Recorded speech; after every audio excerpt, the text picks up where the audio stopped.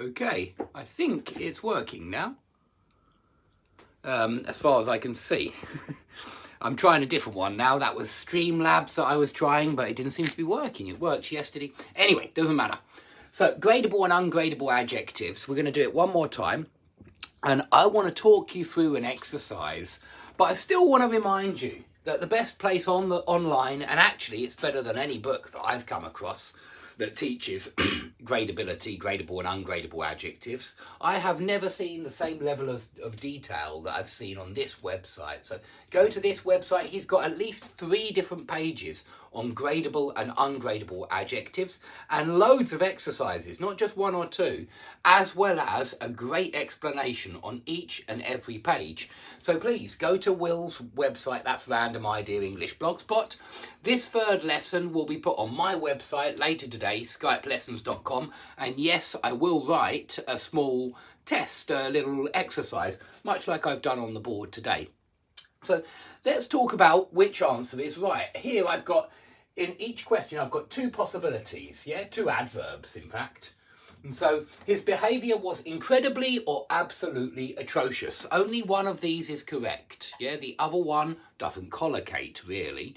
And you have to remember that these are the adverbs that collocate well with weak adjectives, ordinary adjectives, gradable adjectives, adjectives that you can certainly say bigger, smaller, faster, harder, stronger. You can make comparative forms with these adjectives, and you can say very big, very large, very tall.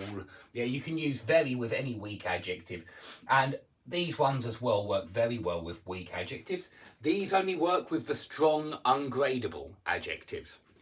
So you need to ask yourself, what kind of word is atrocious? Is it a strong adjective or is it a weak adjective? And the only way I can really help you to feel it, the only thing English people will do is they'll think, can I put a very in front of atrocious? And they'll immediately realise that it sounds weird. Very atrocious. It should be absolutely atrocious, not incredibly atrocious. So this one is correct. Absolutely, because this is a strong adjective. Atrocious. Okay, not incredibly. Incredibly works with weak adjectives. Okay, let's have a look at number 2. It's rather or it's absolutely crucial that you be there in person. So crucial is a very strong word. It's a strong adjective from important. You can say it's rather important that you be there in person, or you can say it's absolutely crucial. So crucial is another strong adjective, and rather is for weaker adjectives. Although I must admit, I've put a little question mark here by rather. Most of the time it's for weak adjectives, and I'd want you to learn it like that. However, some strong adjectives will feel okay with rather. I think people might say it's rather amazing that, and I don't think I would find I wouldn't hear a mistake there or anything like that. So be aware that rather does cross over into the strong adjectives for some of them. It sounds okay with some of them, but it doesn't sound okay with crucial. Rather crucial doesn't sound good to me. So absolutely crucial, because crucial, like vital, is a strong adjective. Important is the weaker adjective. And some of you might be wondering, what on earth is that? That's the subjunctive. Okay, if you're wondering why it's not you are there, it's crucial that you are there in person, and it can be, you can say that, it's still correct, but that's the indicative. It's not the subjunctive, and this is the subjunctive, that's why it's UB. And you use the subjunctive after typical adjectives like crucial and vital and important, urgent. Maybe not urgent, I just threw that one in there, don't pay no attention to that word. Okay, number 3, the lounge in this property is fairly or is nearly large. Large, you might be surprised to know, is a weak adjective. It's not a strong adjective. It's like big. And if you want strong adjectives for big, there are loads. Massive, huge, vast, gargantuan, titanic, humongous. There are loads. Loads and loads of strong adjectives of big, but large is not a strong adjective. And so we need to say fairly large, fairly large. It's fairly large. It's quite large, So fairly is for weak adjectives. Nearly is only for strong adjectives, or absolute adjectives, ungradable adjectives. Okay, number 5. I was completely or I was incredibly gobsmacked at such a suggestion. So gobsmacked means shocked. It's a strong adjective for shocked. And it's like dumbfounded or flabbergasted, if you remember the previous lesson. And you need here, because it's a strong adjective, you need completely. Completely is used for strong adjectives, okay? It's not used for weak adjectives. It's over here on this side, yeah? Okay, so I was completely gobsmacked, I was absolutely gobsmacked, I was utterly gobsmacked, I was totally gobsmacked. These work with gobsmacked. I was entirely gobsmacked.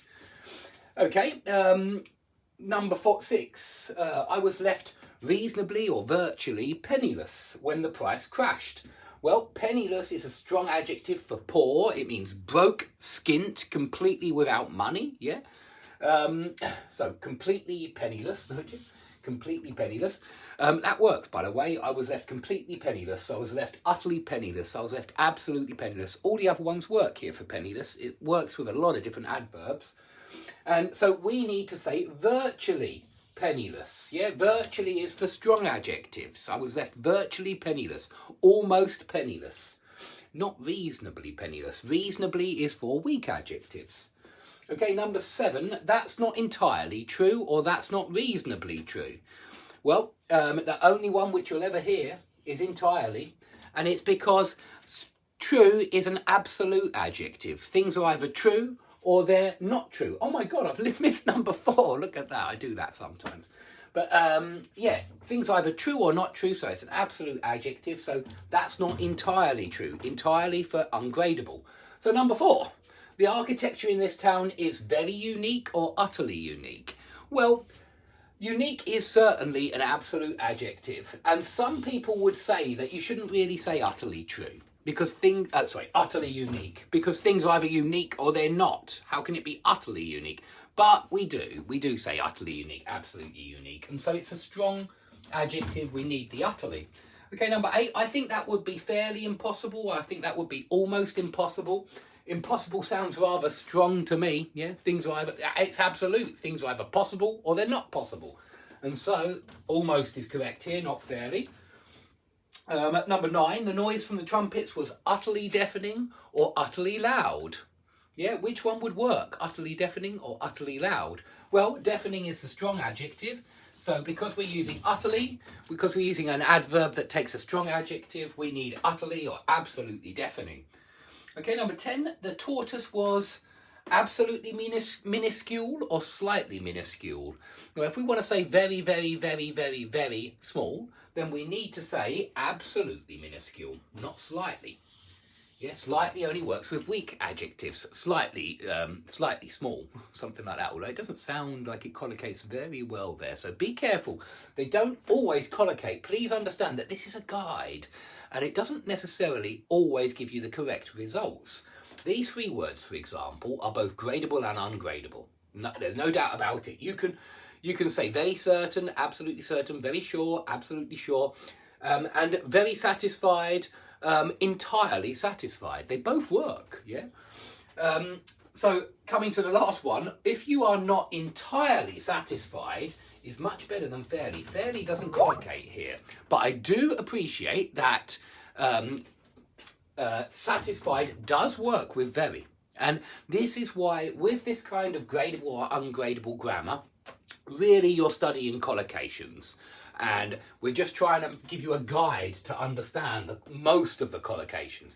But they don't always work. So don't think that this is set in stone. These grammar rules are not really set in stone. And they're just a guide to help you collocate adverbs and adjectives correctly.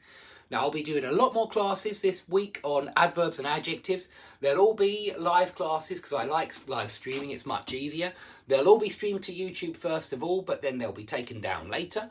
Although I might make some hobby videos for YouTube later in the week, possibly. If anyone wants to find my English lessons, come to my website, skype-lessons.com. Great exercises on Will's website as well. Please go and visit him.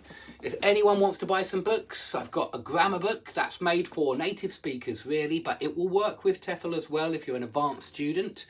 You can get it in paperback from Amazon or PDF on my website, and you can get this book if you're a TEFL student and you think that phrasal verbs are important. You're absolutely right. They They are absolutely crucial. They are utterly vital. Yeah, they are utterly vital. Doesn't sound right to me. They are almost vital. No, it doesn't sound good either. No, they are absolutely crucial. Let's stick with that. They really are. They will make you sound far more fluent. And so please, there are loads of pages in this book. It's a big book. That's £20 on Amazon or £20 from my website for the PDF. Okay, thanks everybody for watching. I hope to see you all soon. I'll be around maybe even later today.